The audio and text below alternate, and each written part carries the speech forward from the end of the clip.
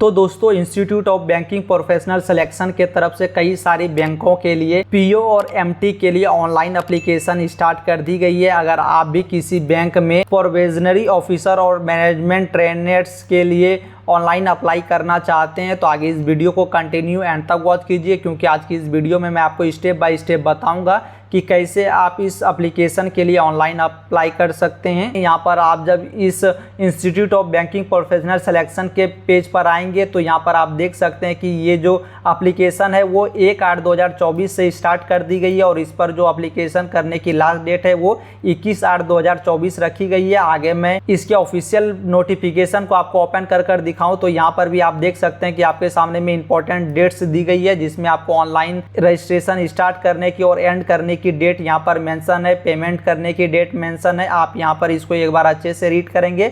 मैं इसका link video के डिस्क्रिप्शन बॉक्स पर भी लगा दूंगा, आप वहां से क्लिक कर इसके ऑफिशियल नोटिफिकेशन को रीड कर सकते हैं। यहाँ पर आपकी सारी इंपॉर्टेंट डेट्स दी गई है कि कब आपकी जो है वो एग्जामिनेशन होगी, इंटरव्यू कब होगी, एडमिट कार्ड कब आएगी, सारी डेट्स आपकी यहाँ पर दी गई है। आगे मैं कुछ और इंपॉर्टेंट पॉइंट्स पर बात करूं तो यहाँ पर आप देख सकते हैं कि एजुकेशनल क्वालिफिकेशन जो इस पोस्ट के लिए रखी गई है, आपने अगर किसी भी ग्रेजुएशन डिसिप्लिन में डिग्री कर रखी है तो आप इस पोस्ट के लिए ऑनलाइन एप्लीकेशन फिल कर सकते हैं। यहाँ पर आप देख सकते हैं कि आपकी जो ग्रेजुएशन है वो 21/8/2024 तक कंप्लीट हो जानी चाहिए और आपके पास जो भी डिग्री या फिर मार्कशीट है वो 21/8/2024 से पहले आपके पास होनी चाहिए। देन आप यहाँ से नीचे आएंगे। नीचे आने के बाद यहाँ पर आप देख सकते हैं कि अगर आप SC ST या फिर PWD कैटेगरी से आते हैं तो आपको फॉर्म की जो फ़ी है वो 175 रुपीज़ मात्र लगने वाली है और अगर आप जर्नल OBC कैटेगरी से आते हैं तो आपको इस फॉर्म की जो फ़ी है वो 850 लगने वाली है। इसी तरह से आप इसके नोटिफिकेशन को अच्छे से रीड करेंगे और रीड करने के बाद आप इस पर सारी चीज़ों को एक बार अपने से क्रॉस वेरीफाई कर लेंगे और अगर आपको लगती है कि आप सारी पॉइंट्स को फुलफिल कर रहे हैं तो आप इस फॉर्म के लिए ऑनलाइन एप्लीकेशन दे सकते हैं। तो चलिए अब मैं आपको डायरेक्ट बताता हूं कि आप इसके लिए कैसे ऑनलाइन एप्लीकेशन कर सकते हैं। तो आपको वीडियो के डिस्क्रिप्शन बॉक्स पर एक लिंक मिल जाएगी। जब आप उस लिंक पर क्लिक करेंगे तो आप इस तरह के पेज पर रिडायरेक्ट हो जाएंगे। अब आपको यहां पर एक ऑप्शन दिखाई दे रही होगी click here for new registration का। मैंने डेट्स के बारे में आपको ऑलरेडी पहले ही बता दिया है। तो आप यहाँ पर सबसे पहले रजिस्ट्रेशन करेंगे, उसके लिए आपको click here for new registration के ऑप्शन पर क्लिक करनी है। इस पर क्लिक करने के बाद आपसे बेसिक इन्फॉर्मेशन मांगी जाएगी सबसे फर्स्ट पर। तो आपको यहाँ पर अपनी जो सबसे फर्स्ट नेम है वो इंटर करनी है, फिर उसी नेम को आपको कंफर्म कर देनी है, फिर मिडिल नेम देनी है और मिडिल नेम को यहाँ पर कंफर्म करनी है, फिर आपको यहाँ पर लास्ट नेम अपनी देनी है और लास्ट नेम को कंफर्म कर देनी है और आपकी जो फुल नेम की प्रीव्यू है वो आपको यहाँ पर दिखाई दे जाएगी। देन आपके पास जो भी मोबाइल नंबर आप यूज़ करते हैं उस मोबाइल नंबर को आप यहाँ पर इंटर करेंगे। देन आप उस मोबाइल नंबर को यहाँ पर कंफर्म करेंगे। फिर अगर आपके पास कोई अल्टरनेटिव मोबाइल नंबर है तो आप यहाँ पर दे सकते हैं, नहीं तो इसे आप छोड़ सकते हैं। फिर आपको ईमेल आईडी आपसे मांगी जाएगी तो आपको अपनी ईमेल आईडी यहाँ पर इंटर करनी है। ईमेल आईडी जो @ से आगे की है वो आप यहाँ पर इंटर करेंगे। फिर @ आपको यहाँ पर दिखाई देगी। फिर डोमेन नेम में जाकर आप यहाँ पर gmail.com के ऑप्शन पर आप क्लिक कर gmail.com को चुनेंगे या फिर आपकी जिस भी डोमेन की जीमेल है आप उसे यहाँ पर क्लिक कर चूज कर सकते हैं। उसके बाद आपको अपनी कंफर्म ईमेल आईडी में फुल ईमेल आईडी यहाँ पर लिख देनी है। फिर आपको यहाँ पर कैप्चा कोड दिखाई दे रही होगी तो आपको इस कैप्चा कोड को यहाँ पर फिल करनी है। फिर सेव एंड नेक्स्ट के ऑप्शन पर आपको क्लिक कर देनी है। आगे सेव एंड नेक्स्ट के ऑप्शन पर क्लिक करते ही आप फोटो एंड सिग्नेचर के ऑप्शन पर रिडायरेक्ट हो जाएंगे। अब आपको यहाँ पर सबसे पहले अपनी एक फोटोग्राफ्स को अपलोड करनी है। उसके लिए आप चूज फाइल के ऑप्शन पर जाकर अपनी फोटोग्राफ्स को अपलोड करेंगे। देन आपको यहाँ पर एक ऑप्शन दिखाई दे रही होगी कैप्चर इमेज का, तो इसके लिए आपको यहाँ पर क्लिक हियर पर क्लिक कर अपनी एक लाइव फोटो को कैप्चर करनी है। और अगर आपके सिस्टम में वेबकैम या फिर कोई भी कैमरा ऐड नहीं है तो आप यहाँ पर इस स्कैनर को अपने मोबाइल से स्कैन करेंगे और अपने मोबाइल से ही लाइव फोटो को आप कैप्चर करेंगे। फिर आपको यहाँ पर अपनी सिग्नेचर को अपलोड कर देनी है। सिग्नेचर अपलोड करने के बाद आपको यहाँ पर जो भी बॉक्स दिखाई दे रही होगी इस पर आपको टिक कर देनी है। टिक करने के बाद तो चलिए मैं यहाँ पर अपनी एक फोटोग्राफ्स को अपलोड कर देता हूँ। फिर अपनी लाइव फोटो को यहाँ पर कैप्चर करता हूँ। फिर अपनी सिग्नेचर को यहाँ पर अपलोड करता हूँ। फिर नेक्स्ट के ऑप्शन पर क्लिक करता हूँ। आगे सेव एंड नेक्स्ट के ऑप्शन पर क्लिक करते हैं आपके सामने में आपकी बेसिक इन्फॉर्मेशन पूछी जाएगी। सबसे पहले आप किस कैटेगरी से बिलोंग करते हैं, आप उस कैटेगरी को यहाँ पर सिलेक्ट करेंगे। फिर आपको ओके का ऑप्शन पर क्लिक कर देनी है। फिर आपसे पूछी जाती है कि क्या आप 40% से ज़्यादा डिसेबिलिटी कैंडिडेट्स में से आते हैं, तो अगर आप आते हैं तो यस करेंगे, नहीं तो आपको यहाँ पर नो कर देनी है। उसके बाद आपको यहाँ पर स्क्रॉल कर नीचे आनी है। फिर आपको यहाँ पर ऑप्शन पर जो ऑप्शंस आपको यहाँ पर ओपन देगी उसको अपने प्रेफरेंस के हिसाब से आपको यस या नो कर देनी है। अगर आपने सबसे ऊपर पर अपने डिसेबिलिटी कैटेगरी में नो फिल किए तो आपको यहाँ पर कई सारी ऑप्शंस लॉग दिखाई देगी। फिर आपको स्क्रॉल कर नीचे की तरफ आनी है। अब आपको यहाँ पर पूछी जा रही है कि क्या आप 1984 के जो राइट्स हुए थे उससे अफेक्टेड है, अगर है तो यस करनी है, अगर नहीं है तो आपको यहाँ पर नो कर देनी है। फिर आपसे पूछी जा रही है कि क्या आप एक्स सर्विसमैन कैंडिडेट है, अगर आप एक्स सर्विसमैन कैंडिडेट है तो आप यहाँ पर यस करेंगे। फिर अपने सारी इन्फॉर्मेशन को आप यहाँ पर फिल करेंगे, और अगर आप एक्स सर्विसमैन कैंडिडेट नहीं है तो आप यहाँ पर नो कर देंगे। उसके बाद आपसे यहाँ पर आपकी रिलीजन्स पूछी जाएगी, तो यहाँ पर क्लिक कर आप अपने रिलीजन्स को सिलेक्ट करेंगे। फिर आपसे यहाँ पर पूछी जा रही है कि क्या आप माइनॉरिटी कम्युनिटी से आते हैं, अगर आप आते हैं तो यस करेंगे और नहीं आते हैं तो नो कर देंगे। फिर आपसे यहाँ पर पूछी जा रही है कि क्या आपने किसी भी गवर्नमेंट सेक्टर में काम किया है, अगर आपने किया है तो यस करेंगे और नहीं की है तो आपको यहाँ पर नो कर देनी है। देन आपसे यहाँ पर पूछी जा रही है कि आप पहले कभी पीओ और एमटी के एग्जाम में अपेयर हुए थे, अगर आपने पहले कभी एग्जाम्स को दी है तो आपको यहाँ पर यस कर देनी है। यस करने के बाद आपसे पूछी जा रही है कि आप कितने बार एग्ज़ाम को दे चुके हैं, यानी कि नंबर ऑफ अटेम्प्ट्स आपसे पूछी जाएगी। आप यहाँ पर अपने जितने बार भी आपने एग्ज़ाम दी होगी उसे आप यहाँ पर इंटर करेंगे। फिर आपको यहाँ पर एक ऑप्शन दी जाती है कि आप किस किस अटेम्प्ट में बैठे थे, तो आपको यहाँ पर उसे भी सेलेक्ट कर लेनी है। आप सेलेक्ट करने के लिए कंट्रोल की पर प्रेस करेंगे तो आपका वो ऑप्शन यहाँ पर सेलेक्ट हो जाएगा। फिर आपको यहाँ से आपकी नेशनलिटी पूछी जाएगी, तो यहाँ से आप इंडियन को सिलेक्ट करेंगे। फिर आपसे यहाँ पर पूछी जा रही है कि आप एक स्टेट को सिलेक्ट करें अपने एग्जामिनेशन सेंटर के लिए, तो यहाँ पर आप किसी भी स्टेट को सिलेक्ट कर सकते हैं जहाँ आप अपनी एग्जामिनेशन सेंटर चाहते हैं। फिर आपको यहाँ पर अपनी मेन एग्जामिनेशन सेंटर को चुननी होगी, तो उसके लिए आप यहाँ पर सिलेक्ट करेंगे। फिर आप जिस भी स्टेट को सिलेक्ट किए होंगे उसमें से जितनी सेंटर होगी वो आपके सामने में ओपन हो जाएगी। यहीं से आप किसी एक सेंटर को सिलेक्ट करेंगे। फिर आपके सामने आपको मेन सेंटर यानी कि मेन एग्जामिनेशन सेंटर को चुनने का ऑप्शन आ जाएगा, तो यहाँ से क्लिक कर आप मेन एग्जामिनेशन सेंटर को चूज करेंगे। फिर आपको यहाँ पर क्लिक कर देनी है। यहाँ पर आपसे पूछी जा रही है कि आपके पास जो भी डॉक्यूमेंट यानी कि आईडी प्रूफ है और आपने जो भी एप्लीकेशन में अपनी नाम दी है वो दोनों अगर आपके पास सेम है तो आप यहाँ पर यस करेंगे। और आपसे यहाँ पर आपकी आईडी प्रूफ भी पूछी जाएगी, तो यहाँ पर आप किसी एक आईडी प्रूफ को यहाँ पर इंटर कर सकते हैं। जैसे कि मैं आधार कार्ड को इंटर करूँगा, फिर मुझे आईडी प्रूफ के नंबर को इंटर करनी होगी, यानी कि आधार कार्ड के नंबर को मुझे यहाँ पर इंटर करनी होगी। फिर आपको यहाँ पर आपकी डेट ऑफ बर्थ पूछी जाएगी, तो आप अपने डेट ऑफ बर्थ को यहाँ पर इंटर करेंगे। फिर आपसे जेंडर पूछी जाएगी, तो आप जेंडर अपना सेलेक्ट करेंगे। फिर आपको यहाँ पर आपकी आधार कार्ड की नंबर पूछी जाएगी, आप इसे चाहे तो छोड़ सकते हैं। फिर आपसे पैन कार्ड की नंबर पूछी जाएगी, आप इसे भी यहाँ पर छोड़ सकते हैं। और अगर आप फिल करना चाहें तो आप अपने आधार कार्ड के नंबर और पैन कार्ड के नंबर को इंटर कर सकते हैं। फिर आपसे यहाँ पर पूछी जाती है कि क्या आपका कोई जुड़वा भाई और बहन है, अगर है तो आपको यस करनी है और नहीं है तो नो करनी है। आप यहाँ अगर यस पर क्लिक करेंगे तो फिर आपको यहाँ पर अपने जुड़वे भाई या बहन की सारी डिटेल्स इंटर करनी होगी। तो चलिए मैं यहाँ से नो करूँगा। फिर आपसे यहाँ पर आपकी मैरिटल स्टेटस पूछी जाएगी, आप मैरिड है, अनमैरिड है, डिवोर्सी है।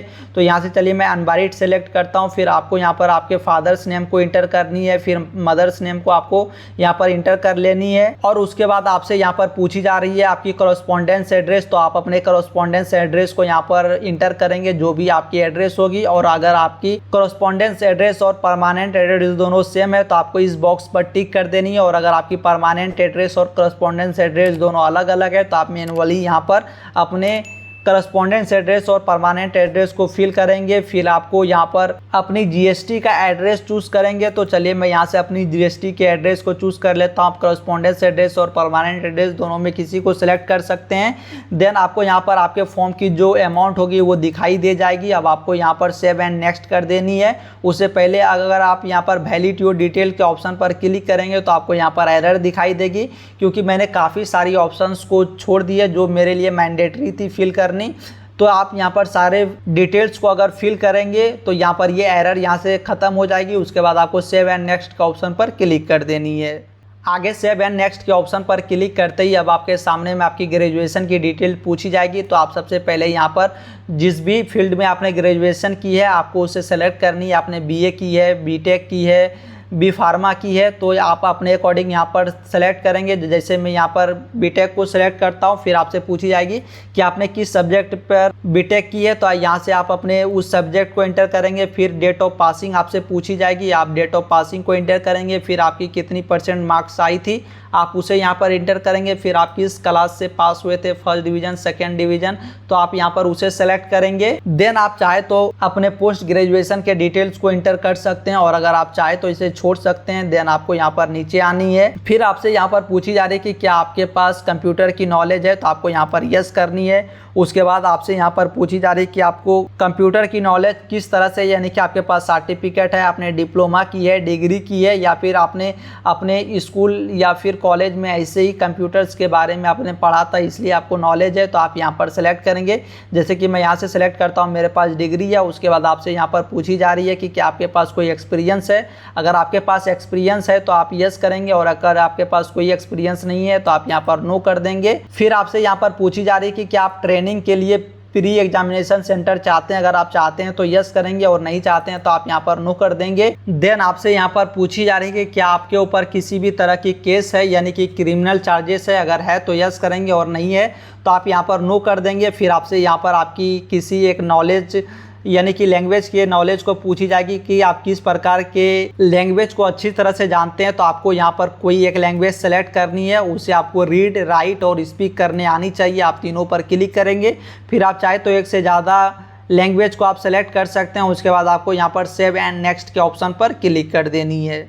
फिर आपसे यहाँ पर बैंक की प्रेफरेंस पूछी जाएगी कि आप किस बैंक में पहले काम करना चाहते हैं। तो आपको यहाँ पर ऑफिशियल नोटिफिकेशन को ओपन करनी है। फिर यहाँ पर आपको सारी बैंक्स की पोस्ट दिखाई दे जाएगी कि किसकी कितनी पोस्ट है किस बैंक में, SC, ST, OBC के लिए। तो यहाँ से आप अपने अकॉर्डिंग सारे को देख लेंगे। फिर आप उसी हिसाब से अपने प्रेफरेंस को यहाँ पर चूज़ करेंगे। तो चलिए मैं जैसे कि डेमो के लिए यहाँ पर सारे प्रेफरेंस को टिक कर देता हूँ, आप अपने अकॉर्डिंग यहाँ पर करेंगे।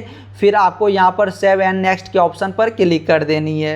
आगे सेव एंड नेक्स्ट के ऑप्शन पर क्लिक करते ही आपके सामने में आपके फॉर्म की पूरी प्रीव्यू ओपन हो जाएगी। अब आपने जो भी अपनी इंफॉर्मेशन को इंटर की होगी उसे एक बार क्रॉस वेरीफाई करेंगे कि आपने जो भी चीज़ें यहाँ पर इंटर की है सारी सही है। अगर आपको लगती है कि आपकी सारी इन्फॉर्मेशन सही है तो आपको स्क्रॉल कर नीचे की तरफ आना है। अब आपको यहाँ पर आई एग्री के ऑप्शन पर क्लिक कर देनी है। फिर आपसे यहाँ पर पूछी जा रही है कि आपने जो भी एप्लीकेशन में अपनी नाम दी है और ID प्रूफ में जो नाम है, अगर दोनों सेम है तो आपको इस पर टिक करनी है, और अगर दोनों नाम सेम नहीं है तो आपको नीचे बारे पे टिक करनी है।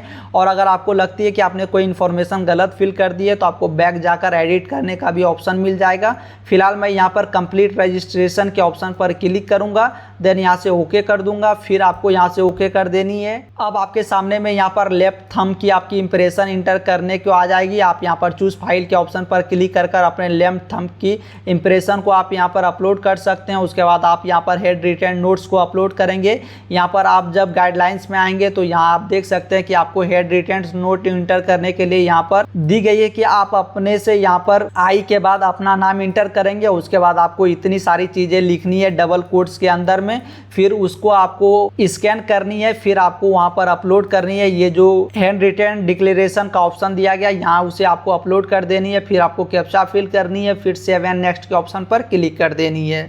तो यहाँ पर आप देख सकते हैं कि मैंने अपने हेड रिटन नोट्स को एंटर कर दिया। अब मैं ओके करूँगा। ओके करने के बाद इस कैप्चा को फिल करूँगा, फिर सेव एंड नेक्स्ट के ऑप्शन पर क्लिक करूँगा। अब आपके सामने में आपके फॉर्म की जो फ़ी होगी वो आपके सामने में यहाँ पर आ जाएगी। अब आपको यहाँ पर अपने कैप्चा को एंटर करनी है, फिर सबमिट के ऑप्शन पर क्लिक करनी है। सबमिट के ऑप्शन पर क्लिक करते ही आप ऑनलाइन फ़ी पेमेंट के डैशबोर्ड पर रीडायरेक्ट कर दिए जाएंगे। तो चलिए मैं यहाँ पर अपने कैप्चा को फिल करता हूँ, फिर सबमिट के ऑप्शन पर क्लिक करता हूँ। कैप्चा कोड फिल करके सबमिट के ऑप्शन पर क्लिक करते ही आप ऑनलाइन पेमेंट के गेटवे पर रीडायरेक्ट कर दिए जाएंगे। अब आपको यहाँ से जिस भी तरह से आप अपने फॉर्म के पेमेंट को पे करना चाहते हैं उस मेथड को आप यहाँ से सेलेक्ट करेंगे। जैसे आप यहाँ पर credit card, debit card, internet banking, UPI, QR code, जिस भी थ्रू से आप पेमेंट करना चाहते हैं आप उसे यहाँ पर इंटर करेंगे। फिर मेक पेमेंट के ऑप्शन पर जाकर आप उस पेमेंट को सक्सेस करेंगे। तो आई होप कि इस वीडियो को एंड तक देखने के बाद आप भी इस फॉर्म को ऑनलाइन करना आसानी से सीख गए होंगे। और अगर आपको अभी भी कोई डाउट हो तो आप नीचे कमेंट बॉक्स पर मुझसे पूछ सकते हैं, मैं आपके कमेंट का रिप्लाई जरूर से ही करूंगा। और अगर आप इस चैनल पर पहली बार आए हैं तो आप इस चैनल को सब्सक्राइब कर रख सकते हैं, क्योंकि मैं इसी तरह के इन्फॉर्मेटिव वीडियोज़ को इस चैनल पर अपलोड करते रहता हूँ। सो आई होप कि इस वीडियो को एंड तक देखने के बाद आप भी इस फॉर्म को ऑनलाइन करना आसानी से सीख गए होंगे। और अगर आपको अभी भी कोई डाउट है तो आप नीचे कमेंट बॉक्स पर मुझसे पूछ सकते हैं, मैं आपके कमेंट का रिप्लाई जरूर से ही करूंगा। और अगर आपको ये वीडियो इन्फॉर्मेटिव लगी हो तो आप इस वीडियो को एक लाइक जरूर से ही कर दीजिए। और आप चाहे तो इस चैनल को सब्सक्राइब कर भी रख सकते हैं, क्योंकि मैं ऐसे ही जॉब से रिलेटेड वीडियोज़ को इस चैनल पर अपलोड करते रहता हूँ।